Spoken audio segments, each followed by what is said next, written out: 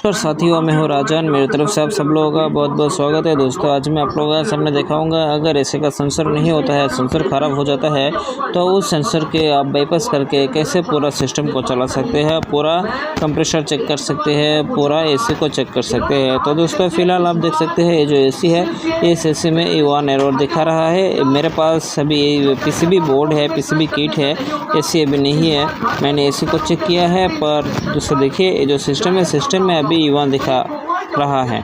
तो दोस्तों, E1 का मतलब है इसी के सेंसर फॉल्ट है, सेंसर नहीं है, सेंसर है भी तो ये ख़राब है। किसी वजह से सेंसर शॉर्ट हो गया, ओपन हो गया, तो उस वजह से आपके एसी में E1 एरर ये दिखाना शुरू हो जाता है। तो दोस्तों देखिए, जो सेंसर के पोर्ट है, इस जगह सेंसर होना चाहिए, पर इस एसी में अभी सेंसर नहीं है, पीसीबी में सेंसर नहीं है। तो पीसीबी में सेंसर नहीं है, तो इस वजह से आपके एसी में या फिर किसी भी एसी में E1 एरर आता है। हायर की इन्वर्टर एसी में E1 एरर दिखाना शुरू हो जाता है। तो इसे अगर E1 एरर आता है, तो उस E1 एरर को कैसे आप बाईपास करके पूरा होल सिस्टम को चेक कर सकते हैं, पूरे मशीन को चेक कर सकते हैं, अभी यही मैं आप लोगों को सामने दिखाऊंगा।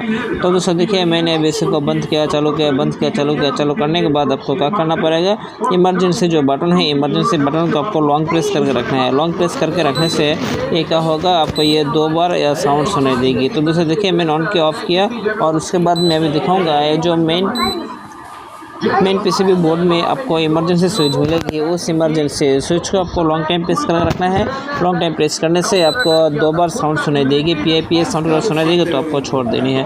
तो छोड़ देने से आप देख सकते हैं आपका जो डिस्प्ले है, डिस्प्ले में 16 डिग्री टेम्परेचर दिखा रहा है, और एक कंप्रेसर के लाइन भी आपको दिखा रहा है, और ये वाईफाई की सिग्नल ये भी आपको ये दिखा रहा है। तो इसका मतलब है अभी इस पीसीबी में सेंसर नहीं है तो भी आउटडोर चलेगा, कंप्रेसर चलेगी, सारा सिस्टम में भी ये वर्क करने लगेगा। तो दोस्तों देखिए, जो E1 का मसला था, E1 की प्रॉब्लम थी, वो अभी ख़त्म हो गया है। और मैं वोल्टेज भी आपको दिखाऊंगा चेक करके, वोल्टेज भी आपको चेक करके दिखाऊंगा कि वोल्टेज अभी कितना दे रहा है, और इसका जो फ्रीक्वेंसी है, जो सोर्स है, सोर्स कितना दे रहा है, ये भी मैं आपको दिखाऊंगा। तो दोस्तों देखिए, जो वोल्टेज है, वोल्टेज आपको 220 आपको देखने को मिलेगा, या फिर 220 से ऊपर देखने को मिलेगा। अभी ये 226 वोल्टेज दिखा रहा है। और उसके बाद आप देखिए, ये जो सोर्स की लाइन होती है, जो पीसीबी इनडोर पीसीबी से आउटडोर पीसीबी के लिए सोर्स दे रहा है। अगर आप डीसी वोल्ट चेक करना चाहते हैं, तो आप देखिए इस डीसी वोल्ट को आप चेक करें। डीसी वोल्ट का आपको फ्लक्चुएशन होना चाहिए। डीसी वोल्ट अगर एक जगह स्टेबल होता है, तो आपको ये जो पीसीबी ख़राब माना जाता है।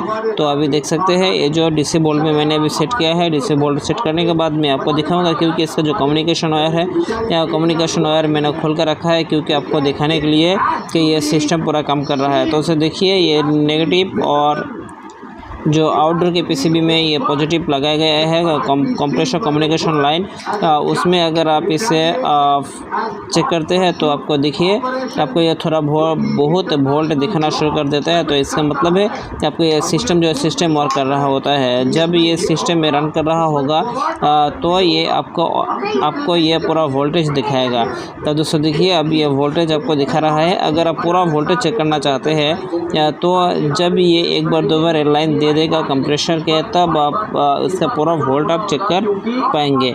तो अभी देखिए, सिस्टम में सिस्टम आउटडोर के लिए ये लाइन नहीं दिया है, लाइन अभी सोर्स नहीं दिया है, और अभी ये 16 डिग्री दिखा रहा है, क्योंकि मैंने खोल कर रखा है। ये आउटडोर के पीसीबी है, इंडोर के पीसीबी है।